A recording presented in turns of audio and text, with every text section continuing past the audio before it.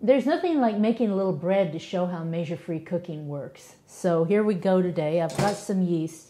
Of course, as usual, I've been to the bulk bins shopping. And I can't say anything more for the affordable kitchen than finding the bulk bins, because packaging costs us anywhere from 10 to 50% of the price of the product. So, got to find those bulk bins.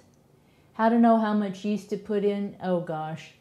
The way I learned was looking at different bread recipes, and it's about a teaspoon of yeast or 2 teaspoons for every 3 to 6 cups of flour, and about 3 cups of flour makes a loaf of bread, roughly. So I don't know, I've got some in Grandma's spoon here. It's close enough, and you know the rest of the story. Close enough for the guys I go with. Anyway, so some warm water, and I did heat the water in the teapot. I don't like to use hot water from the tap. I like to get a nice cold draw on water and then heat it in the teapot, because of course hot water from the tap has been sitting around in our hot water heaters, and well, I hate to go there. So this idea is to get all the grains of yeast dissolved in this hot water. And you can use a fork, you could be very gentle and do all kinds of things. This pretty much works for me. A lot of cooks say a little pinch of sugar to help the yeast grow. I don't happen to have sugar in the house today, but I've got some frozen grape pulp that I put up last fall from my vine, so I'm going to use a little bit of that.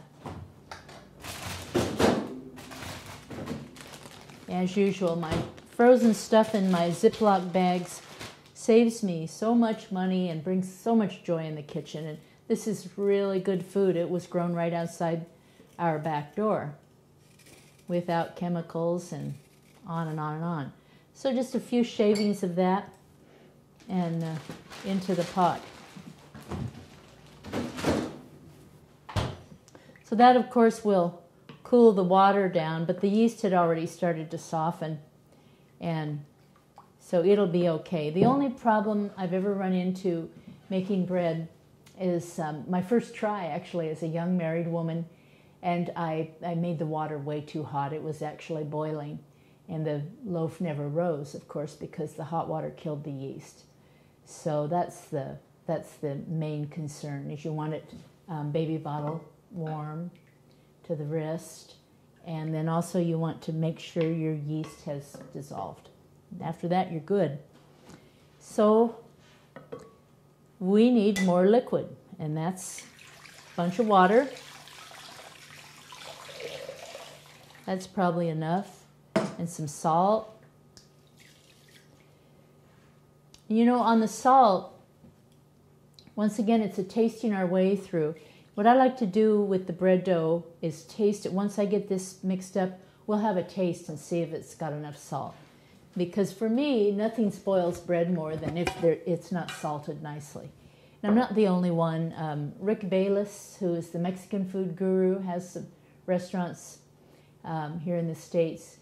He was interviewed by the New York Times or some illustrious journalistic endeavor, and he said the two main things that most home cooks do wrong is, one, they don't salt enough, and two, they don't use hot enough heat. So in my kitchen, we're good on both scores, because I'm high heat all the way because I'm in a hurry, and I like that salt going, certainly do. So here's a lid. I kind of like to, when I'm pouring straight from a canister or a jar, whether it be spices or flour, it's nice to have a little buffer in between you and the pot.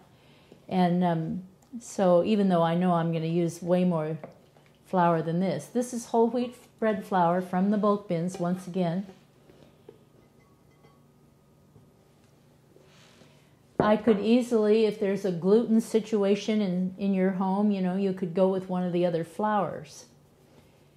It's true that wheat has gluten in it that gets all magical and does wonderful things to bread, but other breads from other flours work in a lovely way too, after a fashion, if you let them be their own thing and don't try to compare them to a loaf of wheat bread. But what I'm doing, you can almost see by the way my spoon's going, you know, I've got some nice kind of gravy bread going here. I've just got to get a little more action happening, turn it into a dough.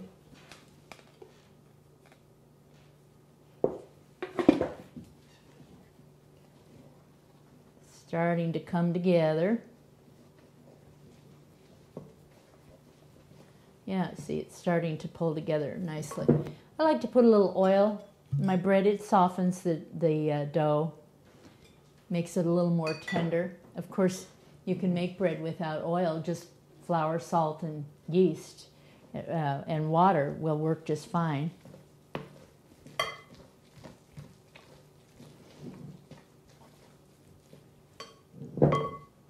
Now what I'm going to do to get a little more protein into my bread is use some of my bean paste. I always have some bean paste on hand, or if I don't, I whiz it up really quickly from some beans I've got waiting in the fridge or in the freezer once I've thawed them.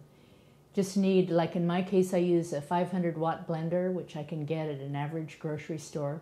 It is a little more expensive than the run-of-the-mill blenders, but they don't burn out as fast. And if you don't have a Cuisinart, like I don't, why, you're dependent on the blender for most of your needs. So that's the way that would work.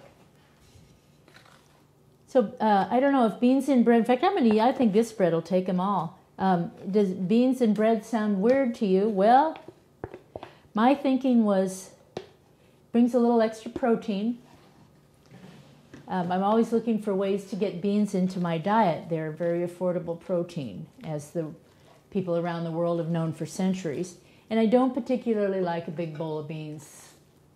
So I like to kind of weave legumes into things, and why not in bread? So that's going to take a little more flour. Now I'm going to get even more cavalier and start going with the jug itself.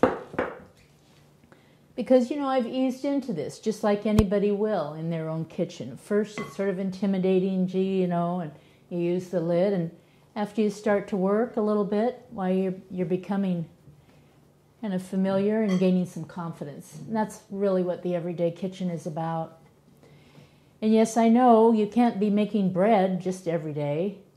You're working and we're all busy and stuff, but it is a lovely weekend pleasure. Or you could stir up a loaf like this at night and let it rise all night, or stir it up in the morning, let it rise all day, and then when you come home, bake it.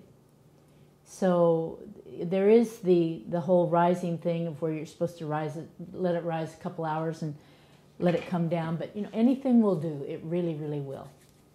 Certainly you can get finer grain breads if the rise is just so, but if you think of a yeast bread just like you do a quick bread, okay, except that instead of using a baking powder or a soda, we're using yeast, which takes longer and has a nice flavor and will allow the flour, or the wheat flour, or whatever kind of flour you're using, to develop a little bit finer, in a different direction. So it's just another way of leavening bread.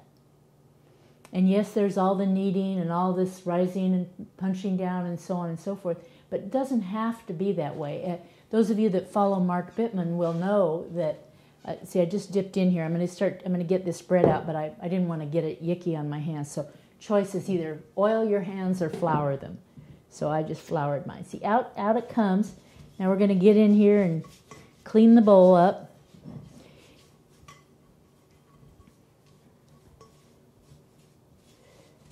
So as those of you that have watched Mark Bittman, follow him on the New York Times, know we don't even have to knead bread. You just stir it up, leave it rise, and bake it later. You know, almost like a quick bread. So there's just a lot of ways to do rustic cooking and bread. And oh, it just feels warm in my hands.